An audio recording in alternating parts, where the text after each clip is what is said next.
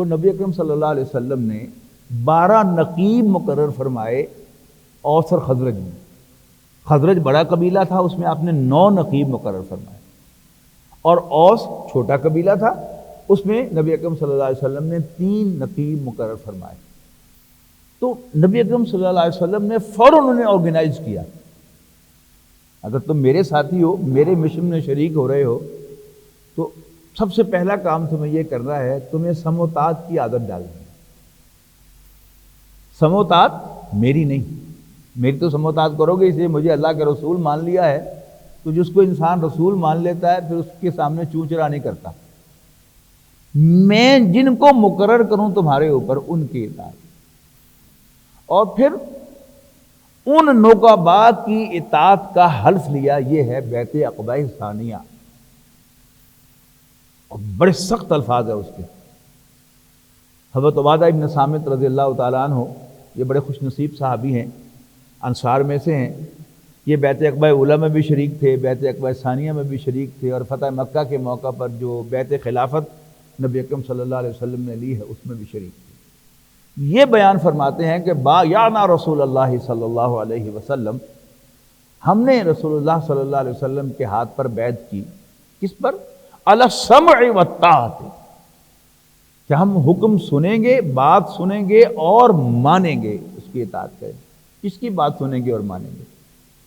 یعنی بظاہر ایسا معلوم ہوتا ہے کہ نبی اکرم صلی اللہ علیہ وسلم کی بات سنیں گے اور مانیں گے، لیکن موقع کیا ہے کہ آپ 12 نقیب مقرر فرما رہے ہیں. دوسرا، کسی بھی ریئل لیڈر کو، بڑے لیڈر کو، عام انسانوں میں سے بھی، اس کو یہ پوچھنا نہیں پڑا کرتا کہ تم میرا کہنا مانو گے.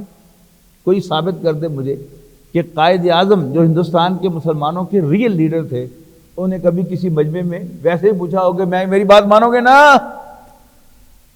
یہ چھوٹے لیڈر پوچھا کرتے ہیں جو اصلی لیڈر نہیں ہوتے. تو نبی اکرم صلی اللہ علیہ وسلم تو اصلوں کے بھی اصل تھے، اصلی لیڈر تھے، لہذا انہیں بیعت لینے کی ضرورت نہیں تھی کہ میرا کہنا مانو گے کہ نہیں.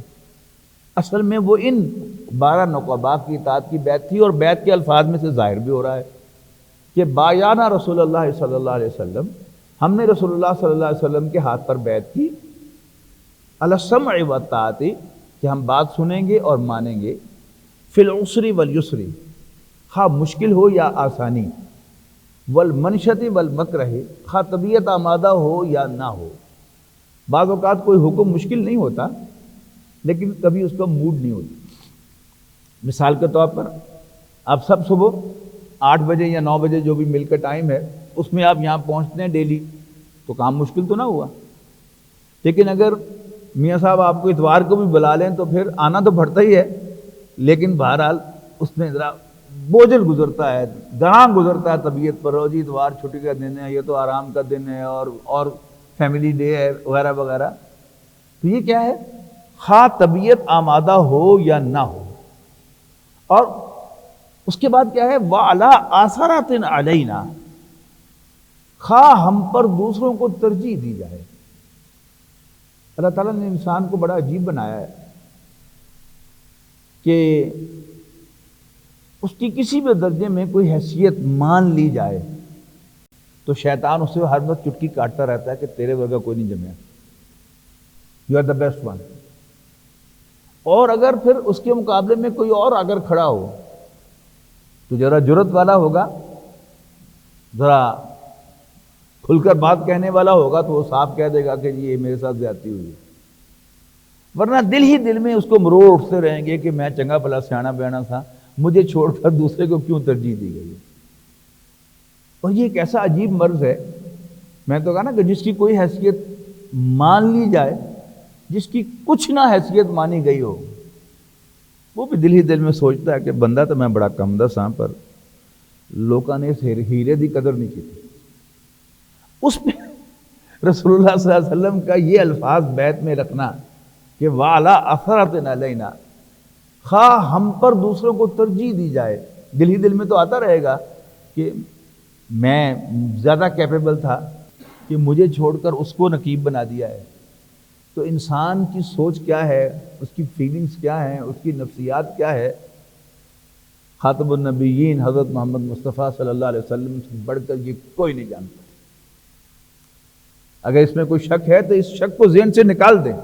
یہ ہمارے ایمان کا تقاضا ہے کہ رسول اللہ صلی اللہ علیہ وسلم اللہ کے رسول تو تھے ہی، وہ سب سے زیادہ وائز مین تھے، سب سے زیادہ وائز مین، سب سے زیادہ سمجھدار تھے، سب سے زیادہ ذہین تھے۔ ان سے بہتر فیصلہ کسی کا نہیں ہو سکتا، لیکن شیطان ایک بھی نہیں چھوڑے گا۔ لہذا نبی اکرم صلی اللہ علیہ وسلم نے اس کو اس بیعت میں شامل کر لیا، والا اثرت علینا۔ اور یہاں سے بھی یہ ثابت ہوا کہ یہ نقباء کی اطاعت کی بیعت تھی، رسول اللہ صلی اللہ علیہ وسلم کی اطاعت کی بیعت نہیں تھی، کہ نبی اکرم صلی اللہ علیہ وسلم کو اللہ کا رسول مان لینے کے بعد اگر کسی کے دل میں یہ خیال بھی پیدا ہو گیا کہ میں خاتم النبیین صلی اللہ علیہ وسلم سے بہتر ہوں، تو اور کچھ ہو یا نہ ہو، ایمان تو فوراً نکل کے چلا گیا۔ تو ایمان کا تقاضا ہے کہ حضور صلی اللہ علیہ وسلم کو سب سے عظیم، سب سے وائز، سب سے سمجھدار، سب سے بڑا مانا جائے۔